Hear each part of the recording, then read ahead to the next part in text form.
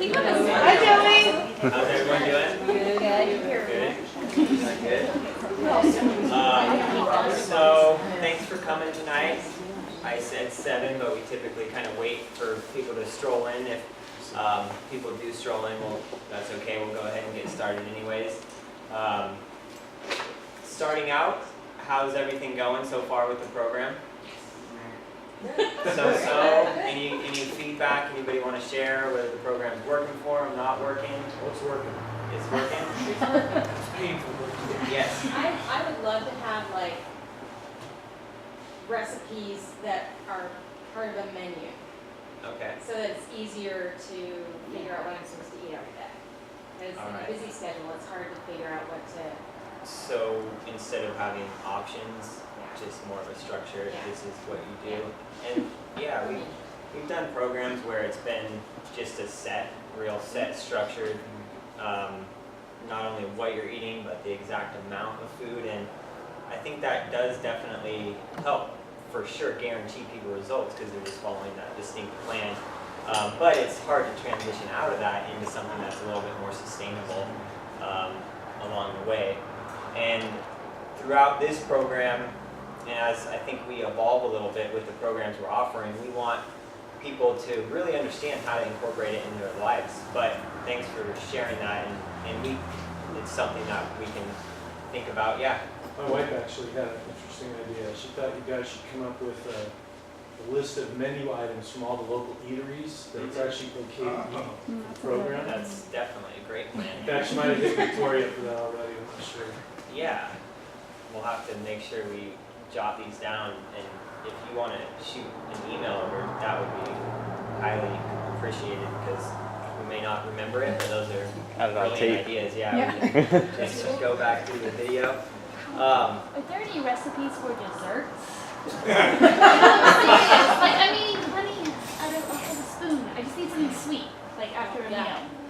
Yeah, Scoop of peanut there's certainly healthier dessert options, and so you know, when you're taking the course of action to kind of better your fitness and health, overall you want to start thinking about those things.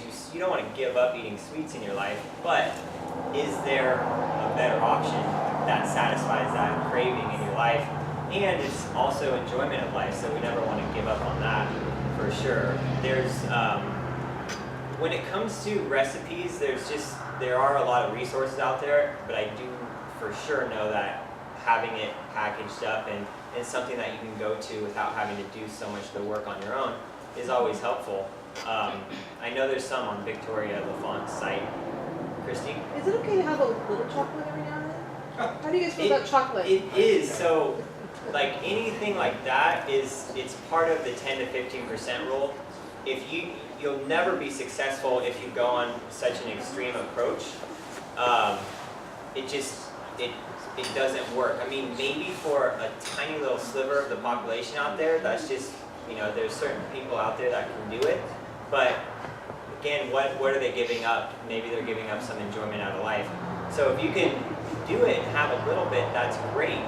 And from a dessert standpoint, I like to look at it like, and Steve's going to talk about this later, but if you don't have access to it all the time, you're going to be set up for better results and being able to just have maybe that little bit. Maybe you go to Lazy Dog Ice Cream in Grass Valley and buy a piece of candy versus buying a whole bag that you're going to eventually eat. Well, okay, so I was thinking, I have this recipe I saw, and it was, you take the bananas, and you do a slice of bananas, and you put peanut butter in them, and then you freeze them, and then you cover those in chocolate, and like to have those in the refrigerator, and just like eat one Yeah. after dinner. I mean, that would be... Yeah, eating one in the grand scheme of things isn't going to make or break your success. It's just, can we do that? And it is harder Right. to do. It's a lot But if you easier could just eat one, that would probably be okay, right? Yeah, totally fine.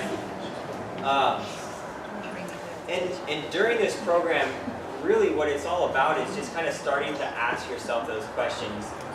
What approach you're taking, is that working or is it not working?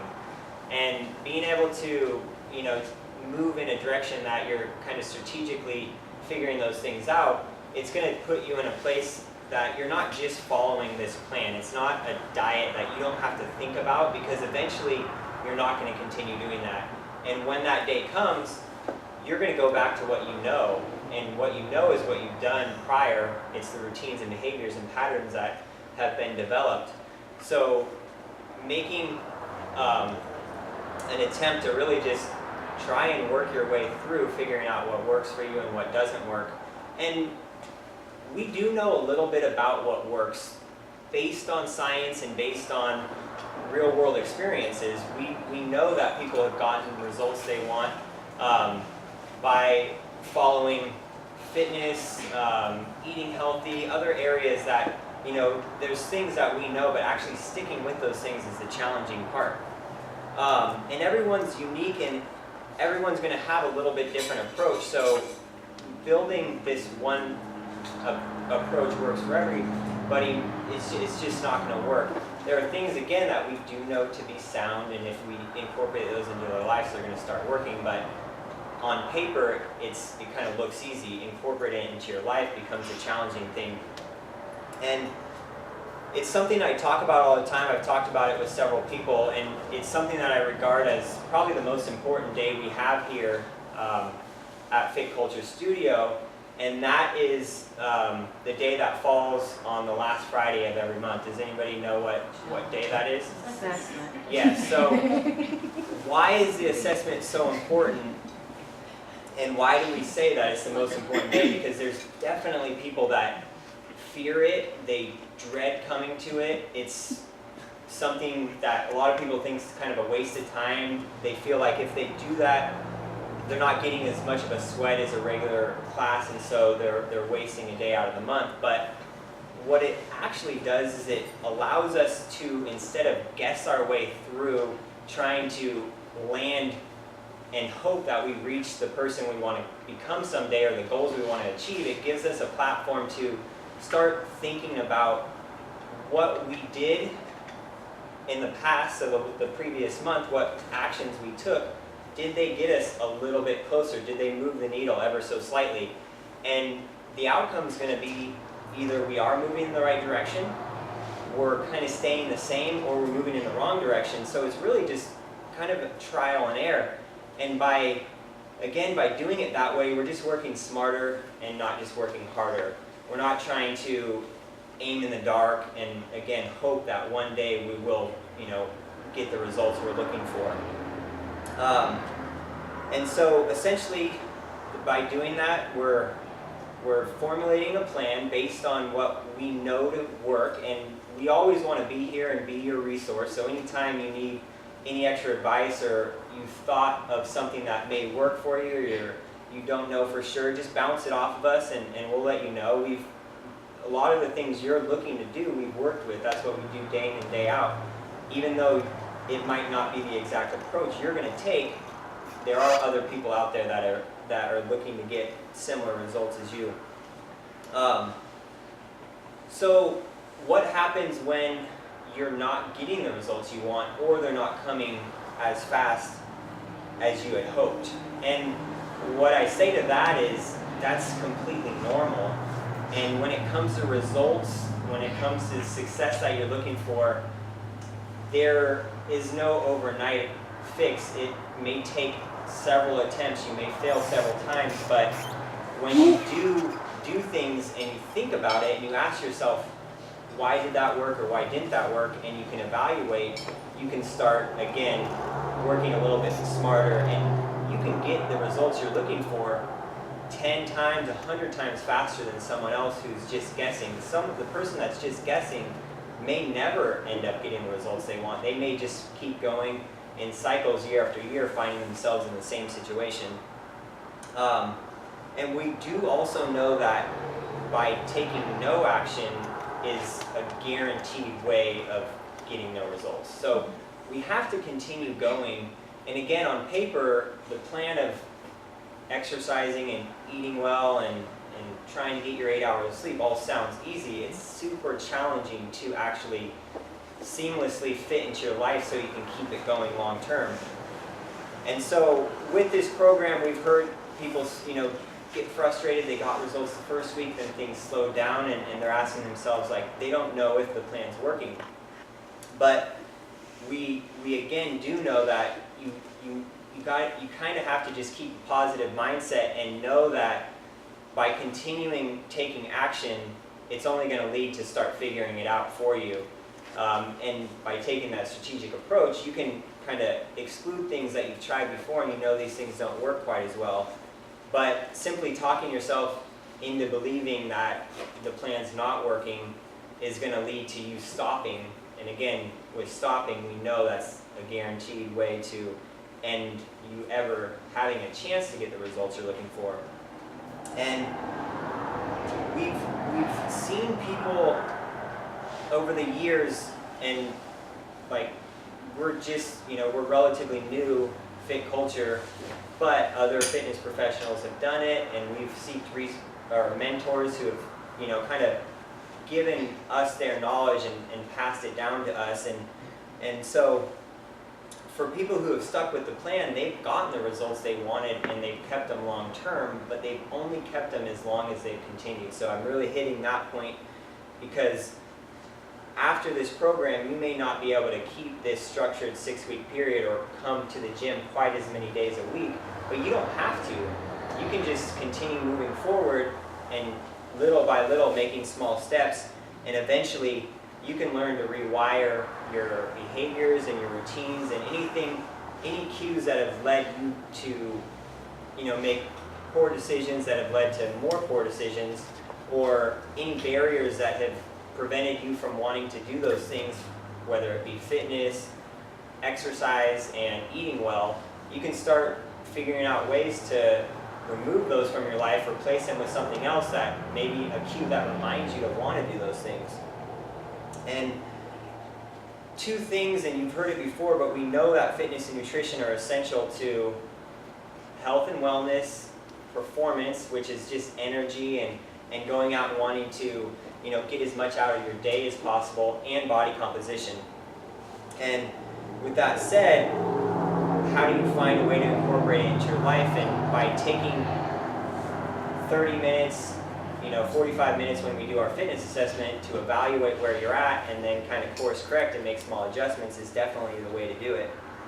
And so Stephen's going to talk about engineering your environment for success, and that's just one thing that's going to help you learn how to incorporate these things in your life a little bit easier. But we also do know that we need to find a sustainable pace, because without that, oftentimes people just stop, and stopping leads to no results. And then one thing before Stephen gets up here, I want to talk about, and I'll talk about it more at the last talk, is finding keystone habits. And keystone habits can be either positive or negative.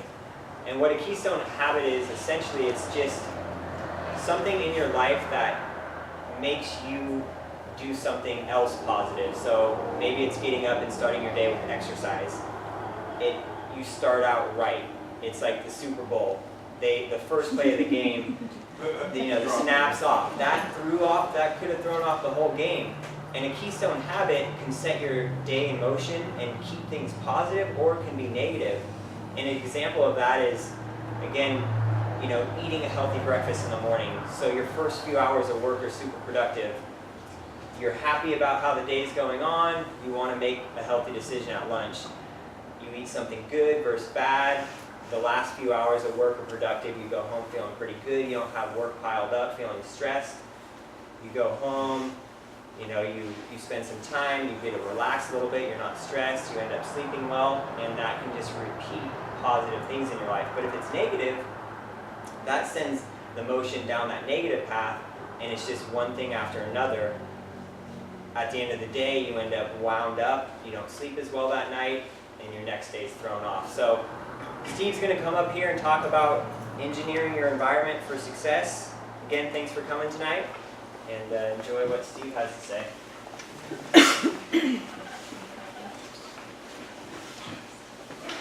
All right. How's it going, everybody? So, like Joey said, I'm going to talk to you a little bit about the importance of your environment and how you can set your environment up to ultimately be successful, not just with weight loss goals. I mean, with Thinner Winner here, Obviously, that's all we've got, in the front of our mind. How are we going to be able to continue being successful? How are we going to get the best results out of this program? But also looking at how it can influence every other aspect, your work productivity, how it can influence your happiness, your stress levels. Your environment really dictates a lot about what happens in your life. And as Joey said, when you have a plan, when you have something mapped out, it looks great on paper. And we would like to think that we have complete control over going down the list and being able to do these things, prepare good meals, get good exercise. But when you enter the real world, we all know that that's not always the case. And one reason why that's not always the case is environment. And I'm not just talking about your physical environment, but there are a series of different environments that we're going to look at. I'm going to talk a little bit about the physical environment, your world around you, the objects that are in your immediate reach that you interact with, but also your social environment, the people you surround yourself with and why that's a huge influence, and also your cultural environment. As American citizens, we have a different culture, a different view on things than if you grew up in Japan or if you grew up in Europe. You're going to see things a different way. You're going to be influenced by different foods, by different media, and so all of these are going to ultimately play a big factor in what food choices you make, in your view on fitness and your view on diets. All of those are going to play a big role in just generally how you approach your everyday life.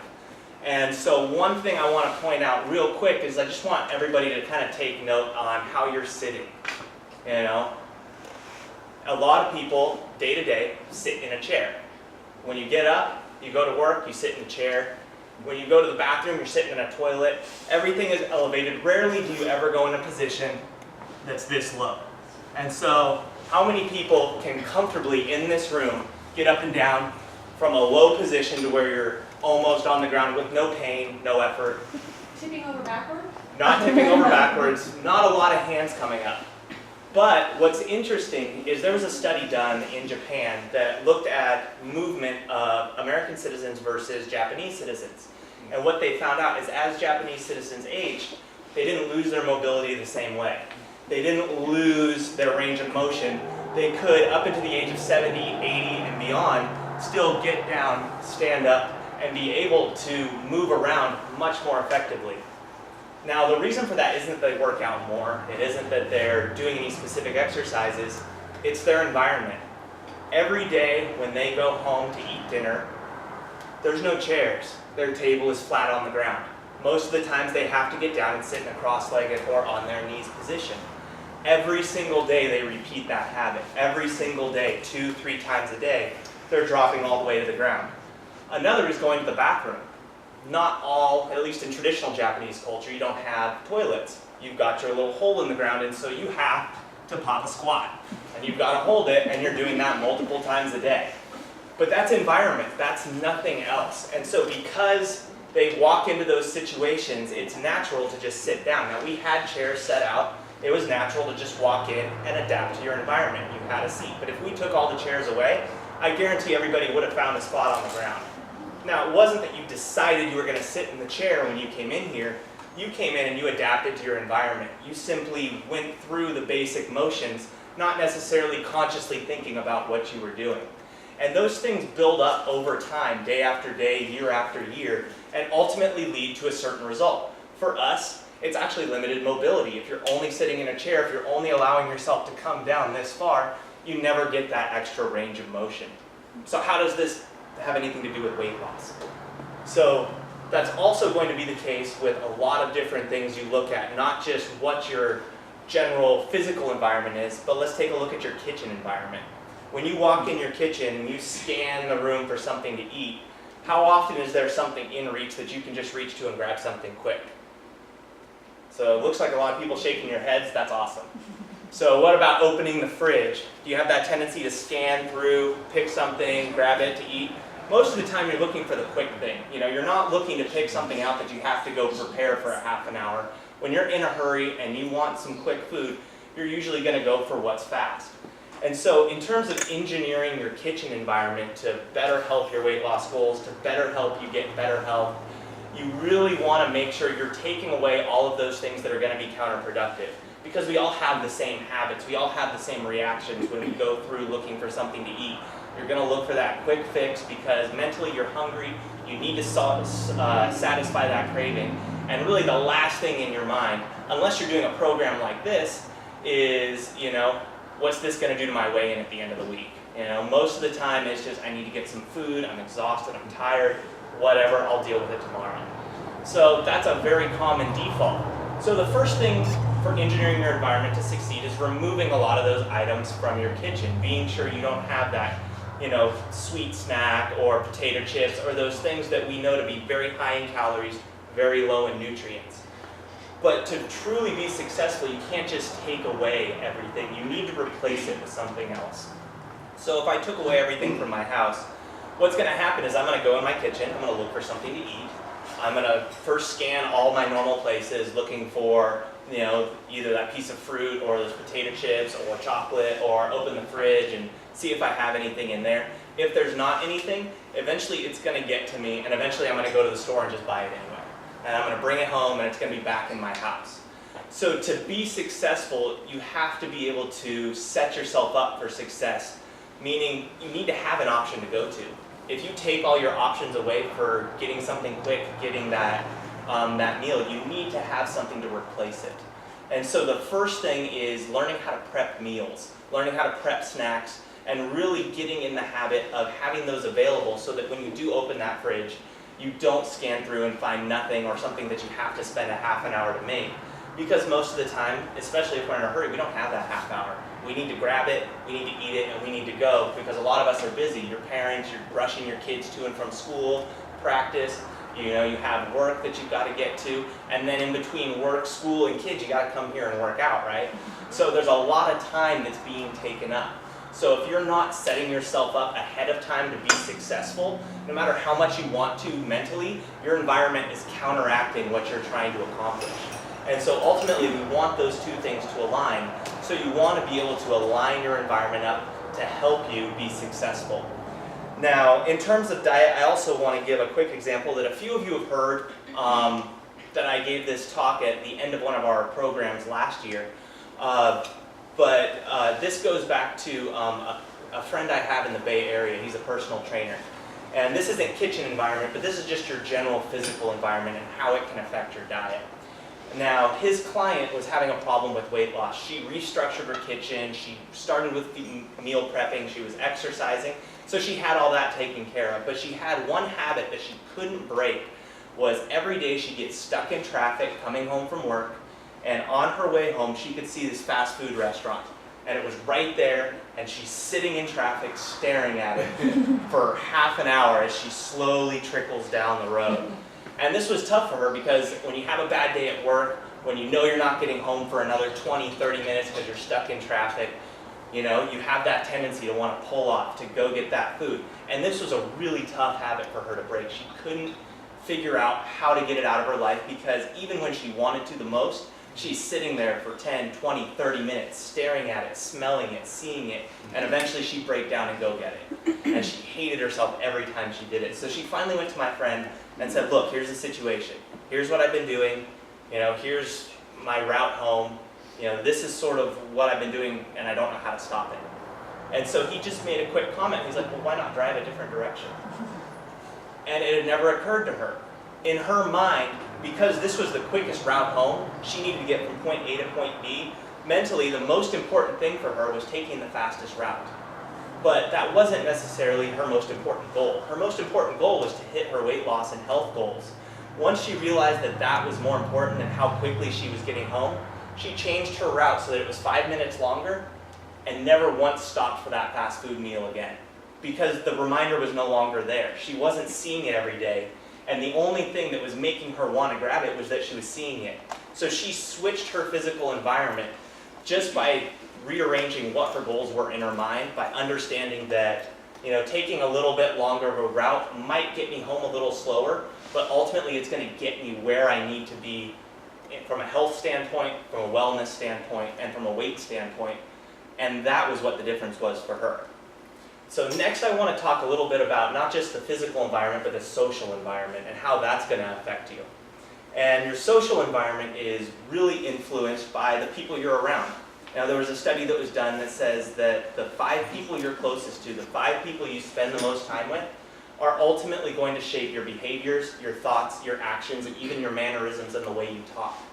So if you're around these people every day and they have poor eating habits or they have poor health habits, you're going to start picking up on those. And even if you're not picking up on those, a lot of times they're going to be very resistant to pick up on those habits themselves. I have a lot of friends who, needless to say, they aren't going in the right direction in terms of health and wellness. And I'd love them to come in here. I try and pull them in as much as I can, but they don't want to. And it's just not that time in their life to where they're ready to take that step. But anytime I'm hanging out with them, it's tough for them to really feel comfortable, going out to eat with me, because I'm usually going to choose a choice that, for me, I know I need because I have fitness goals, I have wellness goals, I like training, and I like sports performance. So ultimately, that's where I'm thinking anytime I grab a meal, it's how is this going to help with my recovery? How is this going to lead to my next workout? I know you guys probably aren't that micromanaged in what you're doing, but it really makes people uneasy when I go out with them and I'm ordering certain things, and then I go out and do a workout, and they're just like, well, geez, this is, So I've noticed when I hang out with them more often, I actually scale back my behaviors. I scale back what I'm doing. I'll tend to order something that's not so good with me just so they don't feel so out of place. I'll cut a workout short just so that they don't feel so bad about not being able to keep up. And so I started shifting my normal behaviors just to make these other people comfortable. And what I realized is that's just not something that I do, that's something everybody does. And when you find yourself in that situation, really try and identify with it. I'm not telling you guys to switch friends as much as I'm telling you mostly to just be aware of what your goals are, but also of what's happening when you're in that social environment. Are you going for that drink because you really want that drink, or are you doing it because everybody else is having one and shoot, I want to fit in, I want to have fun too, and you think if you have that, you'll have more fun, when that might not have been the case at all. If you were in a group that nobody grabbed one, how likely were you to go grab that drink then if nobody else is having it? And so just having that that contrast of being in a room filled with people that are all about wellness versus being in a room filled with people that are all about instant gratification, you're going to notice your decisions change dramatically when you enter those two different atmospheres. So just being aware of that when you find yourself in one of those atmospheres, and being open about what your goals are. Sometimes it's just saying it out loud to those people like, hey, I'm doing this 6-week program. I really want to make sure I'm sticking to it. Most of the time they'll say, you know what, sure, go for it. They're not going to offer you that extra drink. They're not going to try and give you that appetizer. They're not going to push that on you. But some of it's just about being honest with yourself and honest with others about what your goal is, and that can help set your social environment up to be a little bit more beneficial towards what you're trying to accomplish. The next is the cultural environment, and a big part of the cultural environment is really what you see every day, not just around you, but in the supermarket, on TV. You're constantly bombarded with all these things, Starbucks and Fruit Loops and all of these cartoon characters and sugary snacks and everything trying to push something that's good, something that tastes good. One thing that you have to realize is if it's on TV, it's meant to make money. It's meant to make money, which means it's going to taste good and it's going to be addictive. That's it. Those are the only the only qualifications to be able to be on TV. Is you need to sell, you need to make money. So if you see it on TV, you probably shouldn't eat it. But what are the most common things that you go to grab when you're in a store is what you recognize. And a lot of times you recognize it because you saw it as a kid, you saw it growing up, you saw your parents eating it, you saw your friends eating it, and so it's comfortable to you. You understand what it is, you know that that's a food that you can go eat because it's familiar. When you walk into a store and you see all these, like Briar Patch for example, you go to the back and you've got quinoa and cornmeal and oats and all these different varieties of maple syrup and all these things where you have to really work to make your own food and put that together. It'll be abandoned in most stores, but if you look down those center aisles, they're just flooded. Frozen food section, people are pulling stuff down, but you rarely see people really going and getting just the fresh vegetables, just the grains and the beans. And that's not necessarily anything to do with health or wellness or anything like that as much as it's a cultural thing. You know, we're all used to seeing those big brand names and being comfortable with those big brand names. And that's just something that you're drawn to instinctively because you see it all the time. Another thing is also feeling like it's okay to slack off because everybody else is doing it too. You know, I actually had a client come up to me that said, I didn't realize I was overweight because everybody I saw in the supermarket was bigger than I was. And she was a bit 30, 35 pounds overweight, didn't look too bad, but was really just stuck in this, everything's okay, everything's fine because everyone else is like this too. And so really getting stuck into that averages scheme that as long as you're close enough to the average, that's okay. But one thing I really want to distinguish is the difference between average and potential. And first thing I want to talk about with this is actually life expectancy. Life expectancy is going to be distinctly tied to what we're working on here with general health and general wellness. But it's a good example for this because it's going to give you an idea of averages versus potential. Now the average life expectancy, both men and women, is in the United States right around 80 years old. So typically when you're thinking, how old am I going to be? How old am I going to live to? Most people will say, well, the average is 80 years old. I should live to be about 80 years old. But that's a false idea because that's just average. That means a person living 80 years old has an average diet, they have an average fitness level, they have an average social environment, they have average stress levels, they have average happiness. So on average, they'll live to be about 80 years old. But what if they had exceptional fitness levels? What if they had exceptional diet? What if they had little to no stress and very high happiness? What if they pushed more towards the potential rather than the averages? Well, then you can start looking at how long people have lived versus how long the average is. And you start seeing numbers like 120 years, 110 years, 115 years. Now, it's not that these people are genetically different. It's not that they grew up in a part of the world where people just live longer. It's that their environment was different and their behaviors were different. Their general idea of what they could achieve was better than average. You know, they didn't get locked into that social environment, or if they did, which does happen, there are cultures where the average life expectancy is 10 to 15 years greater than it is in the United States, but that's an environment thing. It's an environment where the culture is based around that, the social networks are all based around that, and generally they just actively move more. You know, they don't necessarily exercise. One that I'm referring to specifically is there's a few Pacific Island nations that the average life expectancy is actually the mid-90s, but they don't have recreational activities the same way we do. They don't have gyms, they don't have fitness clubs, but they're active. They're always doing their own yard work, they're always moving, they're always going out and, you know, farming, so they're up, down, moving, pulling, hoeing, everything to keep themselves moving. And then they're eating that food. It's all natural, it's not processed, it's not all of the stuff that we see on TV, that we see in our culture that we're force-fed every single day and bombarded with. It's just real food. So they're just getting real food, real activity, low stress, and that's really the key. That can get you to a longer life, that can get you to a sustained level of health, that can get you to everything that I believe you guys are looking for to get from this program, but in a long-term sense, not just in this 6 weeks, but understanding how to really take it and stretch it much further. And that's going to be based on engineering your environment, your social environment, your cultural environment, and your physical environment.